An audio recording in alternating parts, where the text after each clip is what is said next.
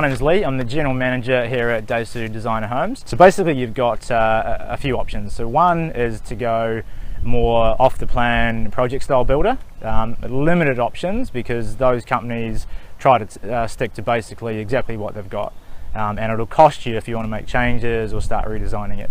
Your second option is a draftsman or a building designer. So these guys are trained in designing residential homes and can do a good job.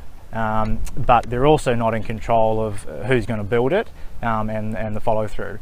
Other option is then going to top of the line, an architect. So if you want something a bit different, you've got your own ideas and you want something that's going to stand out in the street, then they're the best option for that.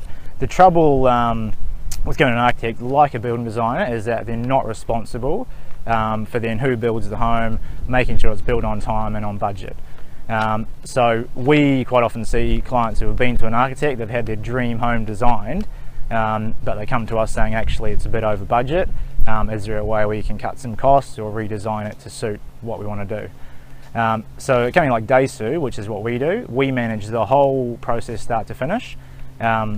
We don't use an architect, but we have a building designer, so we can capture all your ideas and really there's no limitations on what we do. So in terms of roof lines and claddings and the layout of the home, that can be designed however you need it done and exactly the way you want it to suit the block.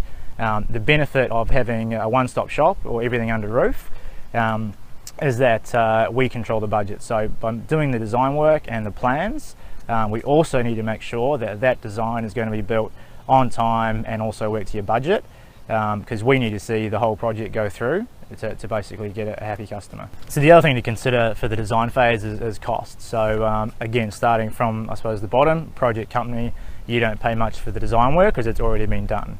And the top of the line is an architect, which you could pay somewhere around, and depending on the size of the home, but somewhere around the $15,000 to $20,000 mark. Occasionally we see as well, and some architects have it set up, that they'll charge or they'll take a royalty on the percentage of the total build. So if it's $1 million house, they'll take I don't know, 1%, 2%, and if so obviously their incentive there is to do a nicer home, and also those guys and they do nice work, but they resell on their portfolio.